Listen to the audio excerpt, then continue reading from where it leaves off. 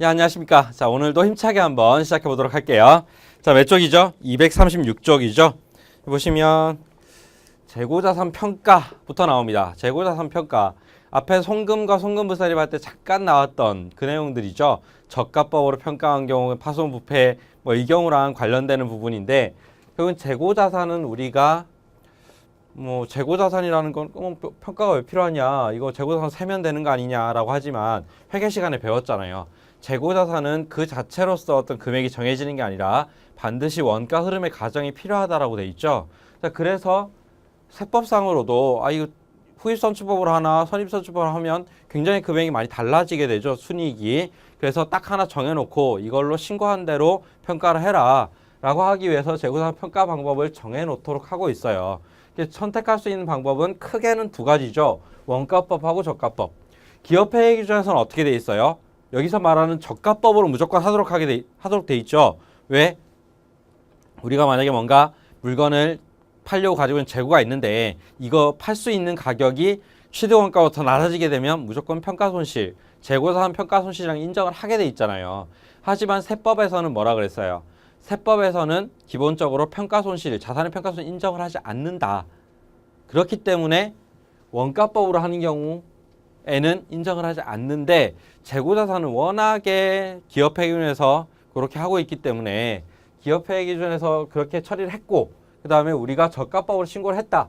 그러면 이거 따라가 주겠다 이거예요. 그래서 저가법으로 신고를 했다면 저가법을 인정해 준다. 그래서 이 경우에는 세무조정 사항이 발생을 하지 않는데, 만약에 원가법으로 신고를 했다 그러면 재고자산 평가 손실 인식을 하게 되면 세무조정 사항이 발생을 하겠죠. 그다음에 이렇게 평가 방법을 우리가 신고를 해야 되잖아요. 신고를 해야 된다는 건 언제까지 신고한다라는 게 있겠죠. 언제까지 신고를 해요?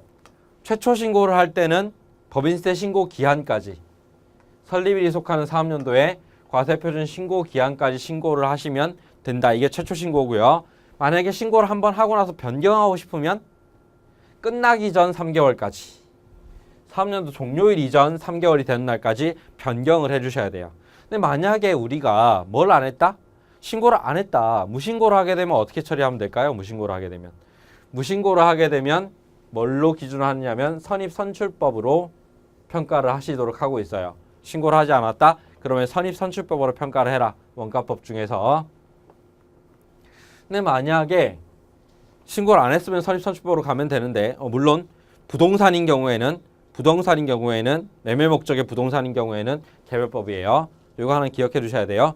일반적인 다른 재고자산들은 다 선입선출법이에요. 무신고 시에는. 하지만 매매 목적 부동산은 어때요? 이거 하나하나가 선입선출로 움직일 게 아니잖아요. 매매 목적 부동산은. 이건 하나 지을 때마다 아파트 지어놓고 먼저 지은 게 먼저 팔린 걸로 볼게, 이게 아니죠. 딱 하나씩 특정이 되죠. 그래서 매매 목적 부동산인 경우에는 개별법으로 한다.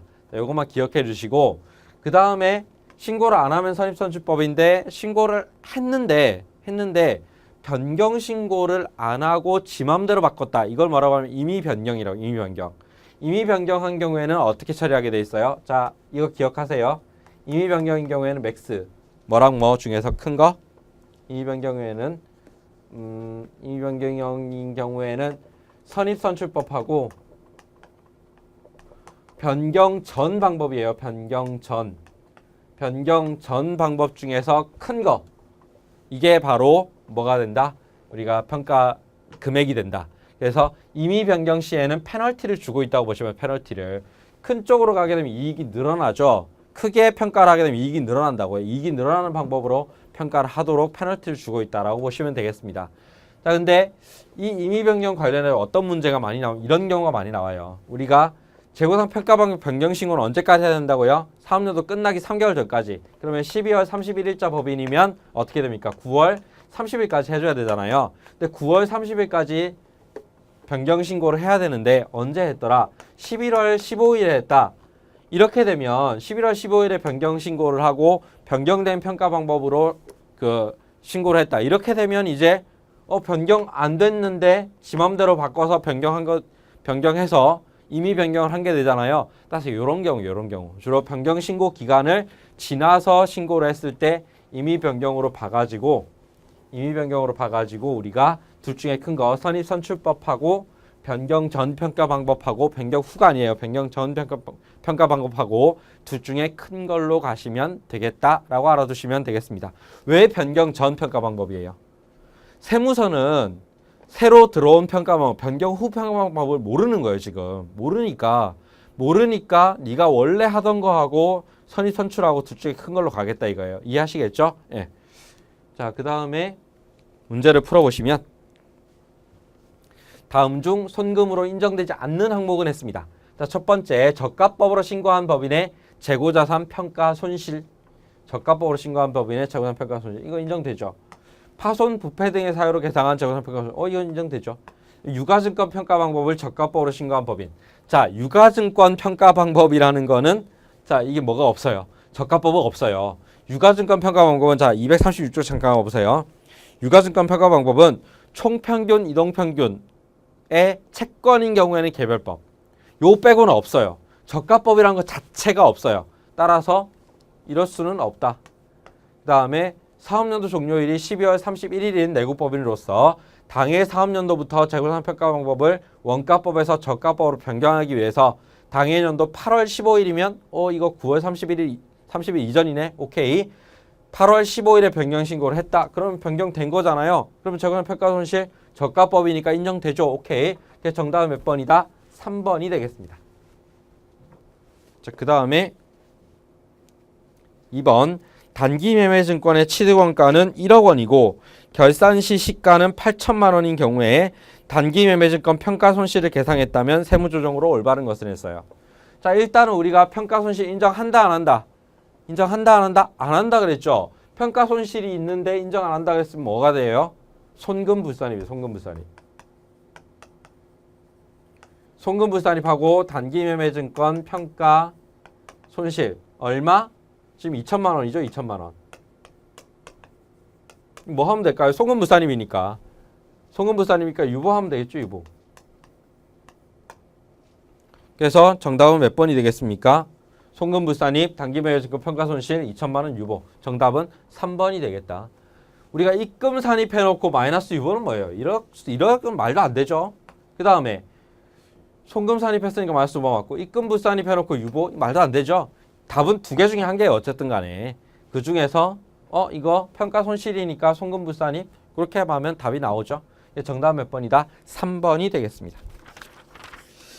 자, 그 다음 넘어가셔가지고 이제 어이고 감가상각이 나오네. 무지무지하게 중요하죠. 자, 감가상각 어떤 것들에 대해서 한다고요?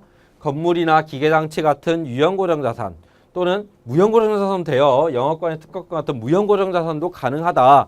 이 무형, 유형 모든 고정자산에 대해서 감가상각은 가능합니다. 물론 뭐가 안 되는 거는 뭐 토지 같은 거는 감가상각 할 수 없죠. 왜냐하면 뭐 가치 감소를 안 하니까 아예. 자, 그 다음에 감가상각 가액은 어떻게 봐요? 감가상각 가액은 취득가액 계산 방법에 따라 계산한다. 이거는 우리가 취득가액은 자산의 취득가액, 뭐 매입가액 플러스 부대비용 이거죠. 그 다음에 잔존가액 제로다. 이거 기억해 두셔야 되고 그 다음에 내용연수는 기준 내용연수라는 게 있다 해서 회계에서는 우리가 실제로 내가 쓸 시간 자 이거 얼마 동안 쓸 거냐? 5년 동안 쓸 겁니다. 5년에 따라서 해라. 왜? 누가 제일 잘 알고 있어요? 얼마나 쓸지를. 회사가 제일 잘 알고 있으니까 회사 재량에 따라서 일정한 기준을 가지고 감가상각 기간 내용연수를 정하면 되는 거예요. 하지만 세법에서는 그렇게 해두면 어떻게 된다고요? 지 마음대로 한다 그랬죠? 그래서 정해놓고 있다. 정해놓은 걸 뭐라고 한다? 기준 내용연수라고 해요. 근데 이걸 기준 내용연수 그대로 적용하라고 하면 너무 기업의 특성을 반영이 안 될 수가 있겠죠? 그래서 신고 내용연수라고 해서 기준 내용연수에 플러스 마이너스 25%한 것까지는 신고할 수 있도록 하고 있어요. 근데 신고해야 되니까 언제까지 신고해야 된다? 해당 자산 취득이 속하는 사업연도 종료일로부터 3개월 이내. 그러니까 해당 사업연도의 법인세 신고일까지 신고해 주도록 하고 있어요. 그 다음에 상각범위액은 어떻게 구한다고요? 정액법인 경우에는 취득원가 곱하기 상각률로 한다. 근데 만약에 정률법인 경우에는 세무상 장부가액 곱하기 상각률인데 세무상 장부가액이라는 게 뭐예요? 일단은 회계상 취득가액에서 회계상 감가상각 누계액을 빼고 거기다가 상각 부인 누계액을 더해 주시면 돼요. 그러면 세무상 장부가액이 나와. 이거에다가 상각률을 곱하는 거예요. 근데 세무상 장부가액이라는 건 매년 똑같아요? 아니면 자꾸 줄어들어요? 자꾸 줄어들죠. 왜? 감가상각 누계액이 올라가니까. 자, 그렇기 때문에 정률법인 경우에는 어떻게 된다고요? 감가상각비가 매년 줄어드는 거죠. 하지만 정액법은 매년 똑같겠지. 꼭 기억해 주셔야 됩니다. 자, 그 다음에 시부인 계산. 감가상각비 계상액이 한도보다 높다. 그러면 어떻게 한다고요? 송금부산입하고 감가상각비 한도 초과 유보 처리해 주시면 된다. 반면에 감가상각비 계상액보다 한도가 더 크더라. 이걸 뭐라고 한다고요? 시인 부족액이 발생했다라고 하고 이때는 뭐 하면 된다고요? 아무것도 안 하시면 돼. 그런데 예외가 있었죠. 어떤 경우에는 뭘 해야 돼요? 만약에 전기 이전에 상각부인 누계액이 있으면 전기 이전에 상각부인액이 있으면 없으면 상관없어요. 있으면 송금 추인이라는 걸 할 수 있다고 그랬죠. 그러면 송금 산입하고 전기 감가상각비 한도 초과 라고 해가지고 이걸 마이너스 유보 처리해 주시면 된다라고 말씀드렸어요. 오케이, 이렇게 알아두시면 되겠습니다. 문제 풀어보시면요. 단기 초에 취득한 건물의 취득가액이 12억 원이고 신고 내역 연수가 15년이고 단기준 계상한 감가상각비가 1억 2천만 원일 때 해당 자산 감가상각 범위액을 구하시오 했습니다. 정률법인 경우에 0.182, 정액법인 경우에 0.066이라고 했는데 자, 이거 우리가 그러면 이 둘 중에 뭘로 해야 될까요? 없는데 뭐라고 해야 될지 안 써 있네요. 자, 보세요. 여기에 뭐라고 돼 있어요? 건물이라고 돼 있잖아요. 건물. 건물이라고 돼 있으니까 이건 무조건 뭐가 된다고? 정액법밖에 안 돼요. 그러면 0.066으로 해야 되겠네. 신고 내역 연수는 15년이다. 그러면 일단 우리가 12억 원. 감가 기초가액은 12억 원이고 뭐가 없다고요? 잔존가치는 없다. 그래서 마이너스 0. 한 다음에 여기서 곱하기 이거 내역 연수가 0.066 상각률을 곱해주면 얼마가 지금 한도가 돼요? 7,920만 원이 나오죠. 7,920만 원. 상각 범위액을 구해라고 했으니까 7,920만 원 하면 되겠네요. 만약에 이거에 대해 세무 조정을 하라고 했으면 어떻게 하면 될까요? 단기 계상한 감가상각비 1억 2천이다. 한도 넘어갔네. 그럼 뭐가 돼야 돼요?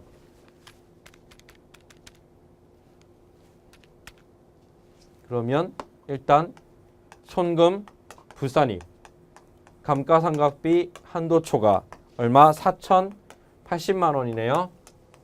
유보. 이렇게 처리해야 되겠죠? 자, 이게 세무조정, 이게 한도. 이렇게 알아두시면 되겠습니다. 일단 한도 계산이 돼야 세무조정을 하든가 말든가 할 수 있겠죠? 자, 그 다음 자본적 지출과 수익적 지출. 자, 우리가 238쪽에 있는 수선비 지출 쪽 한번 보세요. 이게 자본적 지출인 경우에는 어떻게 한다고요? 내역연수 연장 또는 자산의 실질적 가치를 증가시키는 거기 때문에 취득원가의 가산에서 감가상각을 해준다라고 했습니다.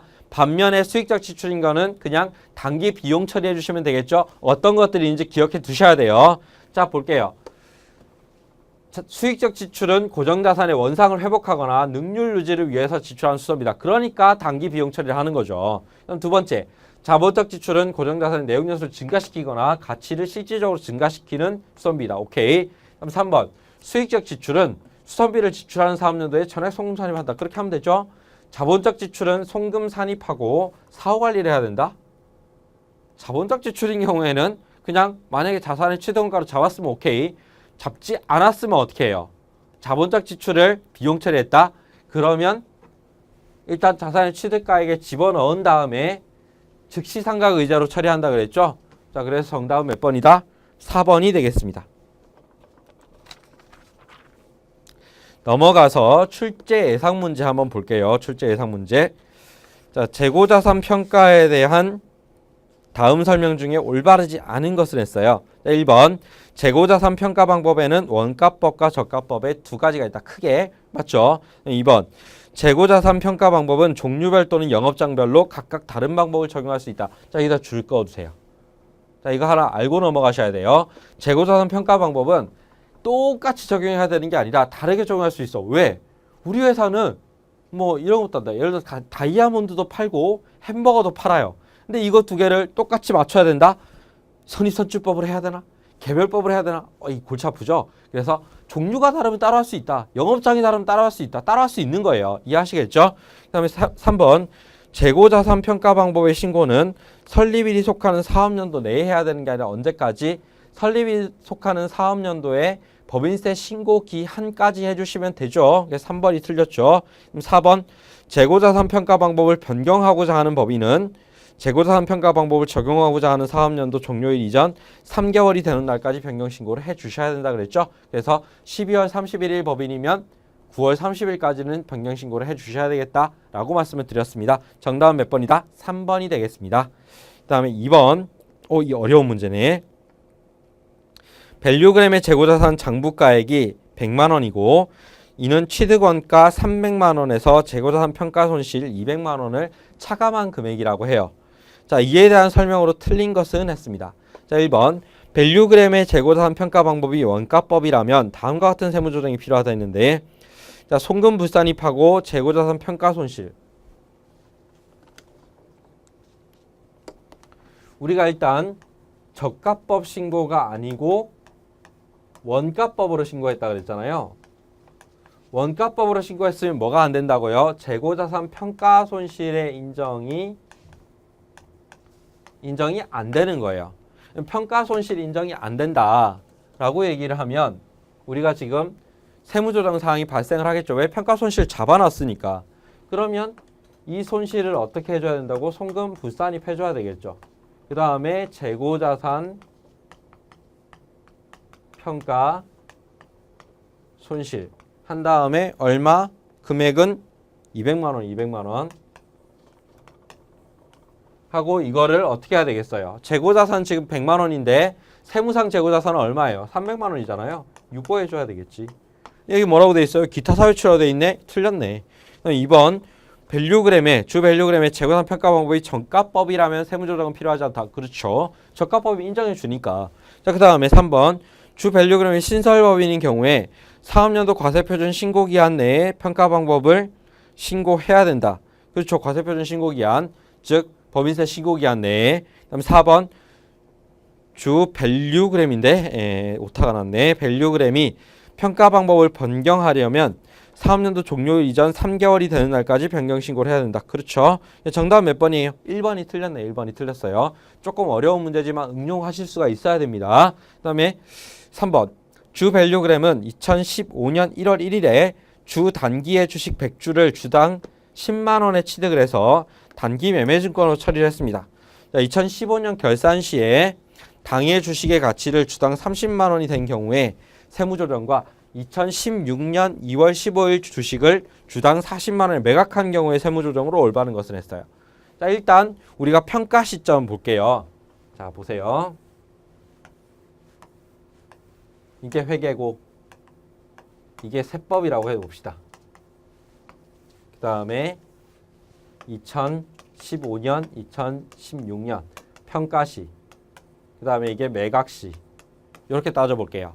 일단 평가시에는 회계상으로 평가가액이 얼마예요? 주당 30만 원이면 30만 원 곱하기 100주 하니까 이렇게 간단한 것도 계산기를 두드리는 게 참 슬프지만 3천만 원, 3천만 원. 하지만 우리가 세법에서는 뭘 인정하지 않아요? 평가 이익을 인정하지 않습니다. 따라서 어떻게 처리한다고요? 이게 계속 1,000만 원이어야 되겠죠. 100주를 주당 10만 원에 샀으니까 계속 1,000만 원이어야 되겠죠. 그럼 이때 세무조정은 어떻게 돼요? 이때 세무조정은 이게 입금 불산이익, 단기 매매 증권 평가 이익 해서 얼마? 2천만 원 하고 마이너스 유보 이렇게 해두겠죠. 자, 그런 다음에 매각할 때는 어떻게 돼요? 매각을 4천만 원에 한 거예요. 4천만 원에 주당 40만 원이니까. 자, 그러면 매각 4천만 원에 했고 지금 이거에 원가가 3천만 원이니까 이익이 1,000만 원이 나오는 거죠. 이익이 1,000만 원이. 자, 이익이 1,000만 원이 나왔다. 자, 그런데 세법상으로는 이익이 얼마가 되겠어요? 이거 4천만 원에 판 거는 똑같죠. 근데 세무상 장부가액이 1,000만 원이잖아요. 그러니까 이익이 3천만 원이 되죠. 3천만 원이. 3천만 원이 돼야 되잖아요. 그러니까 1,000만 원 이익으로 잡았는데 2천만 원 이익이 더 늘어나야 되겠네. 그래서 입금 산입 또는 뭐 이게 송금불산입이라고 볼 수도 있겠죠. 똑같은 얘기예요. 송금불산입 해서 단기매매증권 해서 2천만 원 유보 이렇게 처리해 주시면 된다. 어렵지 않죠? 그래서 2015년도 평가를 할 때는 입금불산입하고 단기매매증권 평가이익하고 2천만 원 마이너스 유보 하시면 되고 2016년도에 매각을 할 때는 송금불산입하고 단기매매증권 2천만 원에서 유보 처리해 주시면 되고 그러면 끝나는 거예요. 그러면 정답이 몇 번이에요? 매각할 때 3번에 2번이 되겠네. 2번 딱 그렇게 돼 있죠? 이렇게 문제를 풀어주시면 된다. 왜 이렇게 되는지는 이 표를 그려보시면 아시잖아요.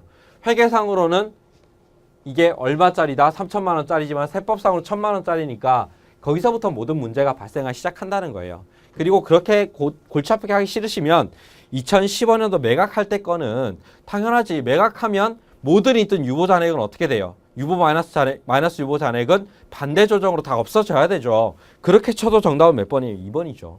그렇게 알아두시면 됩니다. 자, 그 다음에 4번 감가상각비 세무조정에 대한 다음 내용 중 틀린 것은 했어요. 자, 1번 보니까 감가상각비는 원칙적으로 장부상 계상한 금액만 송금으로 인정된다. 그렇죠. 결산조정사항이니까. 그 다음에 2번 세무상 한도를 초과하는 감가상각비는 송금불산입하고 기타 사회유출이 아니라 유보로 처리해야 되겠죠. 정답이 2번이 되겠습니다. 자, 그 다음에 몇 번을 한번 풀어볼까요? 우리가. 자, 9번 한번 볼까요? 2014년 1월 1일에 취득한 기계장치 취득가액이 400만 원이며 신고 내용 연수가 4년. 자, 2014년 1월 1일 취득을 했대요. 그 다음에 취득가액은 400만 원이다. 그 다음에 내용연수, 신고 내용연수는 4년이에요. 4년. 그 다음에 감가상각법을 정률법으로 신고를 했다. 이렇게 신고를 한 거예요. 자, 근데 결산서에는 2년 동안 정액법으로 했대. 왜 이런지 모르겠지만 그냥 매년 200만 원씩 처리를 했대요. 그러면 2015년에 수행해야 될 세무조정으로 맞는 게 어떻게 되느냐. 상각률은 0.528이라고 돼 있죠. 자, 그럼 일단 한번 볼게요. 첫 해 2014년도에는 어떻게 처리가 되겠습니까? 요거부터 따라와야 되죠. 어쩔 수 없이 감가상각은. 보니까 한도가 400만 원 곱하기 0.528이 되니까 그러면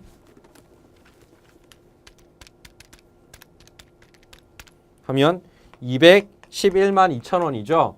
근데 우리가 얼마를 계상했느냐? 200만 원 계상했죠. 그러면 시인부조액이 11만 2천 원 나오네. 소멸하고 끝내면 되죠. 자, 그 다음에 둘째 해 200만 원.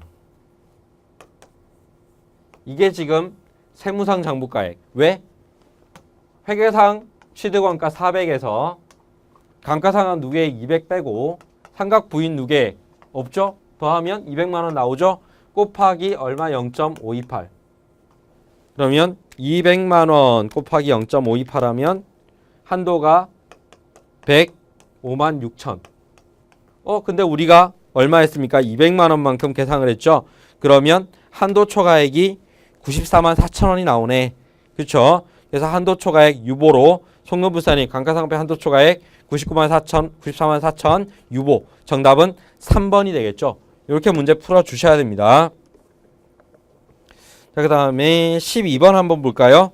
고정자산별 감가상각 방법에 대해서 건축물의 감가상각 방법은 정액법. 오케이. 그 다음에 2번 무형고정자산 중에 광업권은 정액법과 생산량 비례법에 따라 감가상각할 수 있다. 자, 가능하죠.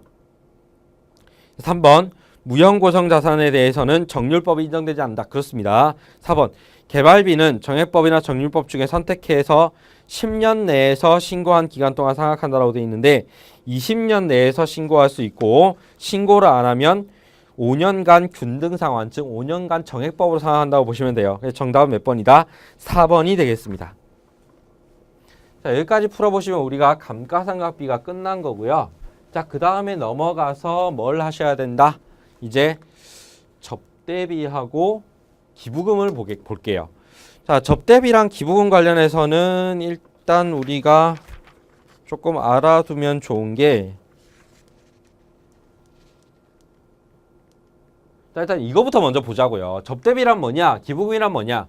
보시면 일단 접대비라는 거는 일단 뭐든 둘 다 뭐예요? 둘 다 그냥 준 거예요, 준 거. 준 거라는 건 똑같은데 자, 사업과 관련 있게 주게 되면 접대비, 사업과 관련 없이 주게 되면 기부금이 되는 거예요. 이해하시겠죠? 자, 그 다음에 한도가 있느냐? 둘 다 한도는 있어요.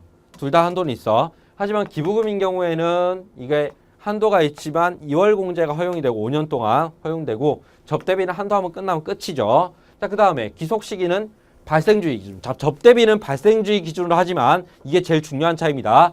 기부금은 현금주의 기준으로 가요. 따라서 기부금은 우리가 기부하기로 약속했다. 또는 어음으로 기부금을 지급했다. 이거는 안 돼. 어음으로 지급했으면 결제 시점이 되고 기부 약속한 건 인정하지 않습니다. 실제로 기부가 일어나야 돼요. 실제로 기부가 일어나야 돼. 현금주의로 간다는 기억하시고 왜 그렇게 했어요?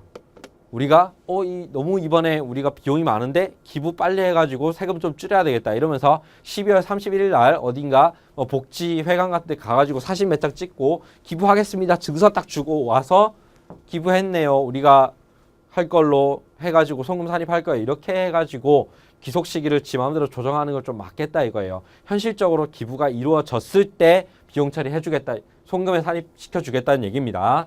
자, 그 다음에 접대비에 대해서는 발생주의, 즉 접대 행위가 일어나면 그때가 기속 시기가 되는 겁니다. 그다음에 현물 접대비의 평가는 어떻게 한다고요? 시가가 원칙이지만 만약에 시가보다 장부가액이 더 크게 되면 장부가로 간다라는 거. 그다음에 기부금은 어때요? 기부금은 듀얼이었죠. 어떤 경우 법정 기부금하고 특수관계자가 아닌 자에 대한 지정 기부금에 대해서는 그냥 장부가로 끝내면 돼요. 하지만 만약에 특수관계자에 대한 지정기부금하고 비지정기부금에 대해서는 어떻게 했어요? 많이 나오는 쪽으로. 즉 시가가 원칙이 돼 만약에 시가보다 장부가액이 더 크다 그러면 장부가액으로 간다고 말씀드렸습니다. 기억해 두셔야 돼요. 자, 그래서 요 두 가지를 비교하는 게 꽤 중요합니다. 문제가 많이 나와요. 비교해서 일단 기억해 두시고 그 다음에 각자로 가서 볼게요. 접대비로 가시면 이게 제일 중요하죠. 접대비는 계산 구조. 어떻게 돼 있어요? 일단은 제일 먼저 증빙이 있는가를 따져요. 그러니까 증빙이 있더라 그러면 일단 가고 증빙이 없으면 어떻게 해요? 대표자에 대한 상여 증빙 불비 접대비로 해서 송금 부산입하고 대표자에 대한 상여로 처리를 하죠. 증빙이 있더라. 그럼 또 따지는 게 정규 증빙이냐 하고 묻죠. 정규 증빙이 뭐예요? 현금 영수증, 신용카드 매출 전표, 그 다음에 세금 계산서, 계산서. 이게 정규 증빙이잖아요. 이걸 받았더라? 그럼 오케이. 근데 받지 않았더라? 그럼 얼마냐를 또 물어보죠. 건당 10,000원을 초과하느냐? 경조사인 경우 건당 20만 원 초과하느냐 물어봐서 초과한다. 그럼 바로 송금 부산시키고 기타 사유외출 처리를 해요. 이거랑 이거랑 다른 게 뭐예요? 소득 처분이 다르죠. 얘는 대표자 상여, 이거는 기타 사유외출. 자, 그 다음에 1만 원 이하더라 또는 경조금인 경우에 20만 원 이하더라. 그렇게 되면 어떻게 돼요? 이제 이거랑 다른 정규 증빙을 받은 거랑 두 개 합쳐가지고 이게 한도를 넘느냐를 물어봐요. 한도를 넘느냐? 한도를 넘는다. 그럼 넘는 부분에 대해서는 송금 부산입하고 접대비 한도 초과로 한 다음에 기타 사유 이출로 처리하시면 되고 한도 이내면 그냥 송금에 넣어주시면 돼요. 이해하시겠죠? 요 프로세스 머릿속에 당연히 들어가 있어야 됩니다. 그리고 이런 그림 주면서 여기 빵빵 뚫어놓고 뭐라고 들어가야 되냐? 이렇게 하면 당연히 답 찾으실 수 있어야 돼요. 이해하시겠죠? 문제 풀어볼게요. 첫 번째, 다음 접대비 중에서 송금 불산이 되는 경우가 아닌 것은 했습니다. 단 한도 초과액이 없다네. 그러면 이거는 뭔가 증빙이 없거나 아니면 적격 증빙 못 받은 금액 중에서 금액이 큰 거 이런 것들이겠죠. 한번 볼까요? 실제로 그런지. 보니까 지출액이 2만 원인 접대비로 영수증 수령을 했다.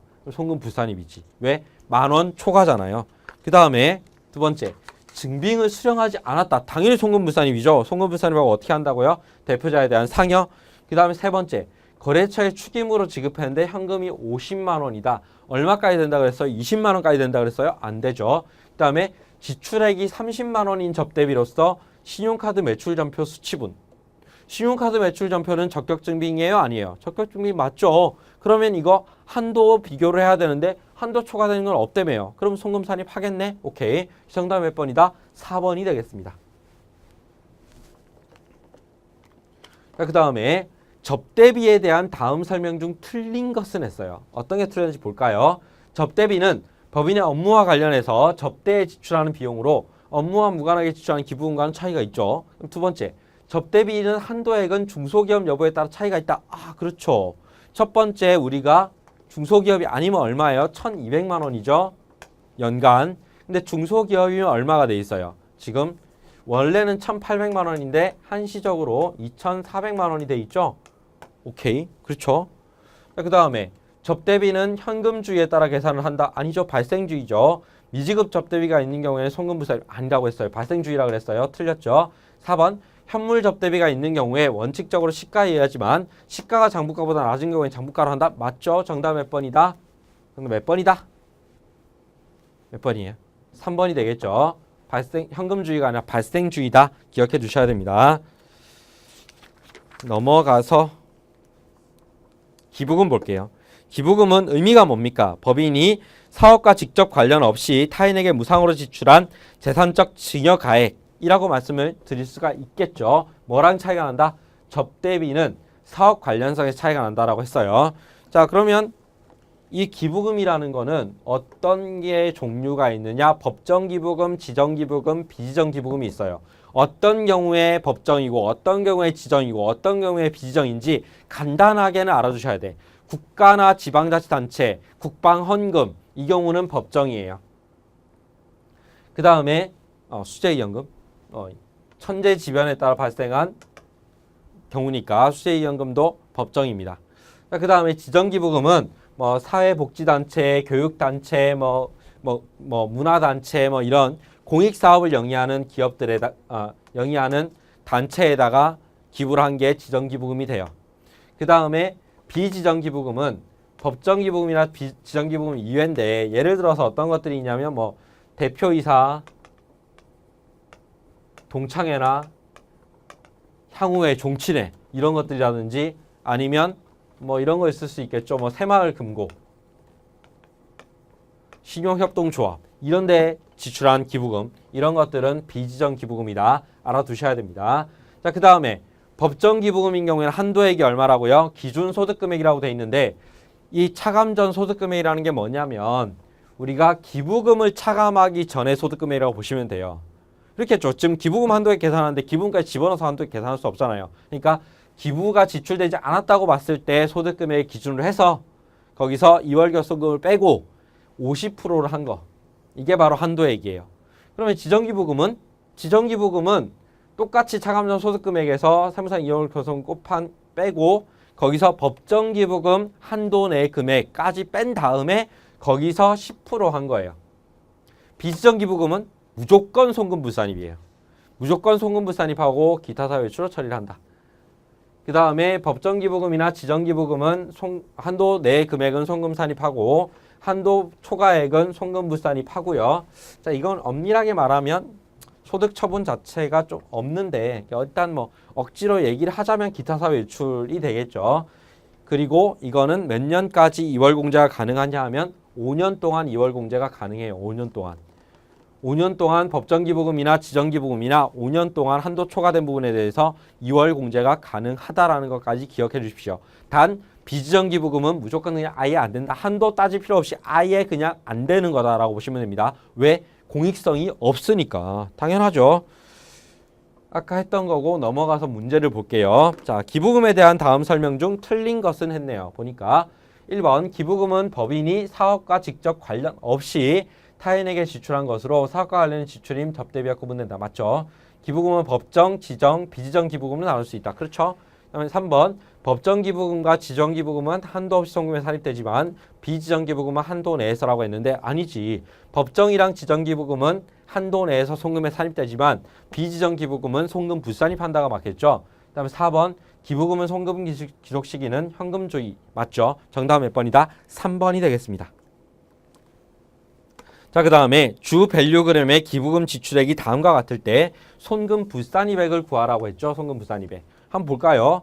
일단 보니까 국가의 무상으로 기증한 게 지금 1,000만 원인데 이게 법정이죠. 그 다음에 어음지급 지정기부금이 있는데 결제일이 다음 연도 3월 1일이니까 이건 바로 손금 불산입 시켜야 되겠죠. 왜냐하면 기속시기가 도래 안 했는데 넣어놓은 거니까. 자, 그 다음에 현물 비지정기부금이 있는데 이거는 송금 부산입 시킬 건데 금액은 어떻게 하면 되겠어요? 시가가 700인데 장부가가 1000이네. 그럼 큰 쪽으로 가야 되니까 1000만 원이 되겠죠?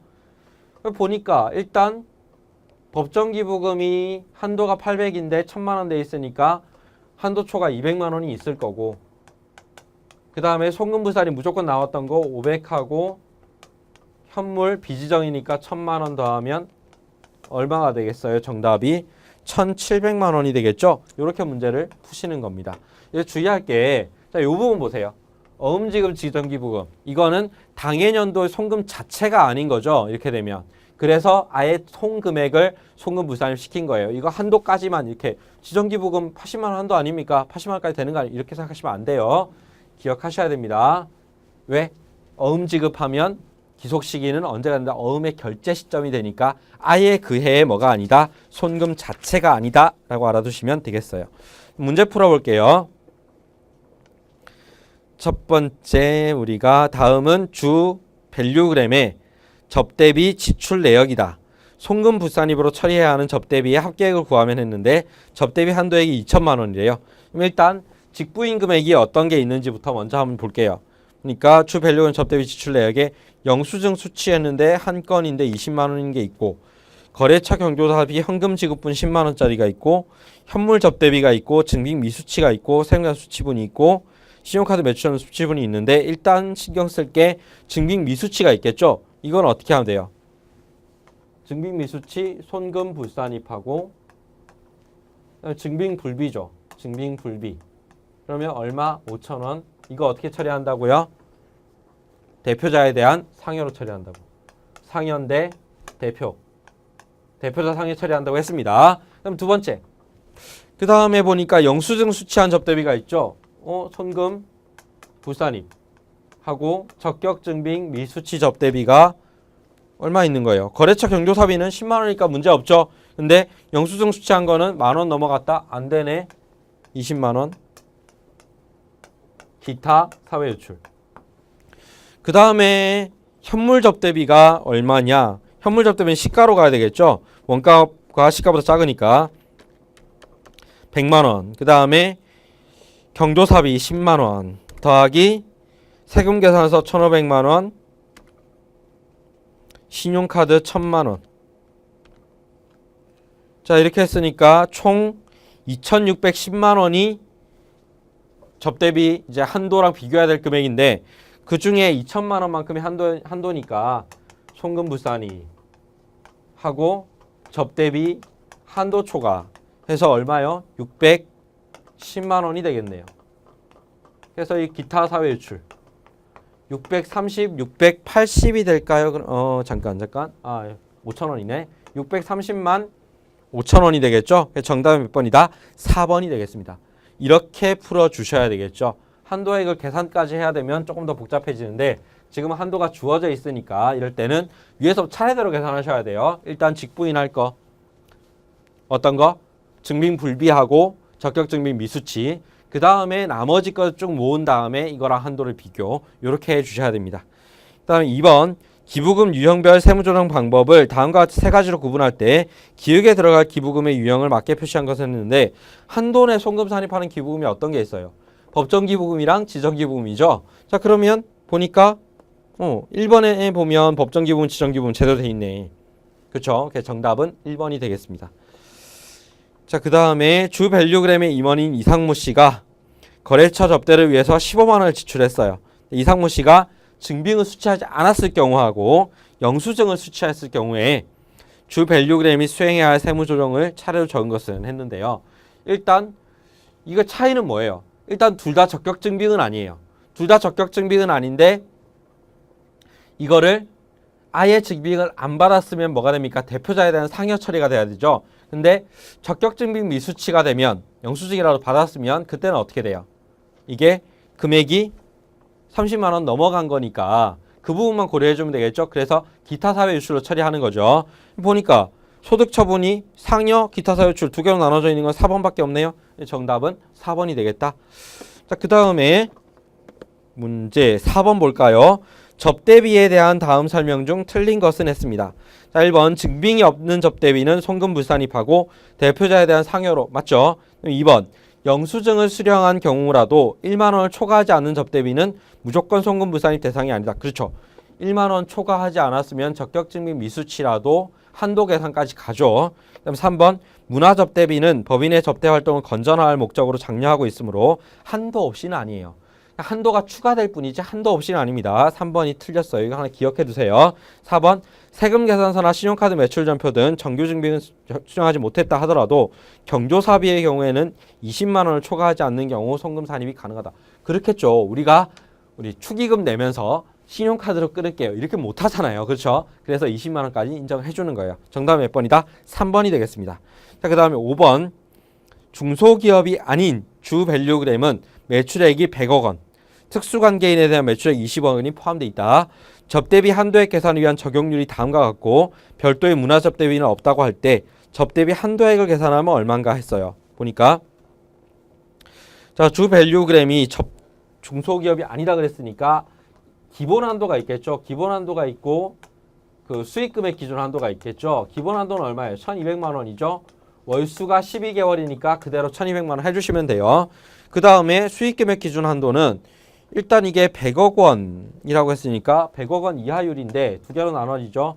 일반율이 있고 특수관계인율이 있죠. 일반율은 자 80억 곱하기 0.2%. 그 다음에 여기는 20억 곱하기 0.2% 곱하기 10% 하면 되겠죠. 자, 왜냐하면 특수관계인 매출에 대해서는 10% 더 추가로 곱한다 그랬죠. 만약에 이게 100억 넘어갔으면 일반율이 100억 넘어갔으면 어떻게 하면 돼요?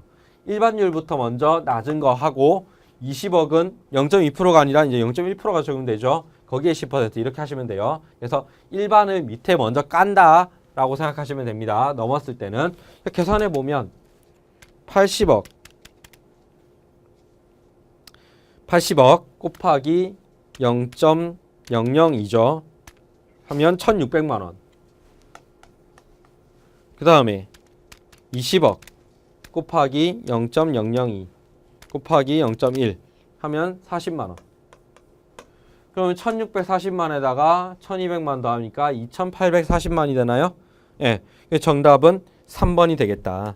이런 식으로 문제는 풀어주시는 거예요. 이거랑 1번이랑 섞이면 이제 어떻게 되는 거예요? 한도까지 계산하고 그 다음에 그 직부인 되는 것도 풀고 이렇게 되는 거겠죠. 그게 이제 종합 문제가 되는 거고, 이게 실전 문제에 나올 때는 뭐 그것까지 푸는 문제도 나오긴 하는데 가능하면 그럴 때는 직부인 내용이 없는 걸로 많이 해줘요. 그래도 문제는 크게 푸실 수가 있어야 쪼개져도 푸실 수가 있는 겁니다. 연습 많이 해주세요. 자, 이번 시간 여기까지 하고요. 다음 시간부터는 이제 법인세 남은 내용들 퇴직급여 충당금부터 들어가도록 하겠습니다. 야, 수고하셨습니다. 감사합니다.